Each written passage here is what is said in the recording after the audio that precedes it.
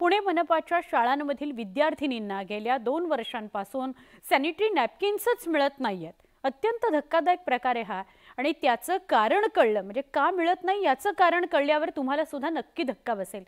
महायुतीच्या आमदार खासदारांमध्ये सॅनिटरी नॅपकिनच्या टेंडरबाजीवरून सुरू असलेल्या लेटरबाजीमुळे सर्व प्रक्रियेला खीळ बसला। शिर्डीचे शिवसेनेचे खासदार सदाशिव लोखंडे आणि भाजप आमदार सुनील कांबळेंवर संगीता तिवारींनी गंभीर आरोप केले।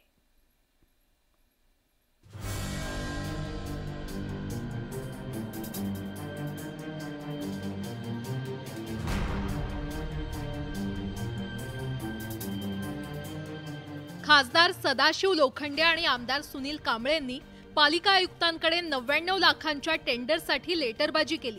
परिणामी सॅनिटरी नॅपकिन पासून विद्यार्थिनी वंचित असल्याचा गंभीर आरोप शिक्षण मंडळाच्या माजी अध्यक्षा संगीता तिवारी यांनी केलाय। खासदार आमदारांच्या वादामुळे टेंडर प्रक्रिया दोनदा रद्द झाली।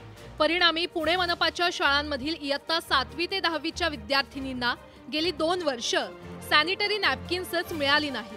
खासदार सदाशिव लोखंडे आणि भाजपचे आमदार सुनील कांबळेंच्या लेटरबाजीच्या तक्रार अर्जांमुळे टेंडरच रद्द करावं लागलं।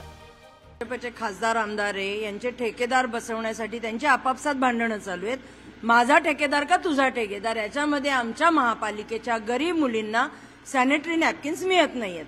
खरं पाहायला गेलं तर सॅनिटरी नॅपकिन्स ही आरोग्यासाठी लागणारी गोष्ट आहे। सावित्रीबाई फुलेंच्या पुण्यामध्ये सावित्रीच्या लेकींना साध्या नॉमिनल आरोग्यासाठी लागणाऱ्या गोष्टी मिळत नाहीत। न्यूज 18 लोकमतनं ही बातमी दाखवताच पालिका प्रशासन जागं झालं।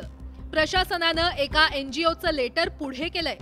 एका NGO मार्फत 2 लाख सॅनिटरी नॅपकिन घेणार असल्याचं कळवण्यात आलंय। पण या निमित्तानं शिर्डीचे खासदार महाशय त्यांचा मतदारसंघ सोडून थेट पुणे मनपाच्या सॅनिटरी नॅपकिन टेंडरमध्ये जागरूकता दाखवत असल्याचं पाहून अनेकांच्या भुवया उंचावल्यात। सॅनिटरी नॅपकिन हा खरं तर मुलींचा महिलांचा खासगी विषय, पण माननीयांनी त्यात नको तितकं लक्ष घातल्यामुळे पुणे मनपाला त्या टेंडरच रद्द करावं लागलं पुणे मनपा शाळांच्या मुलींसाठीचं। आणि एका NGO कडनं 2 लाख मोफत सॅनिटरी नॅपकिन मागावं लागतात। याच्यावरून हेच दिसतं की आपले माननीय पदाधिकारी कुठल्या थराला गेलेत। व्हिडिओ जर्नलिस्ट गणेश कदमसह चनन फुंदे, न्यूज 18 लोकमत, पुणे।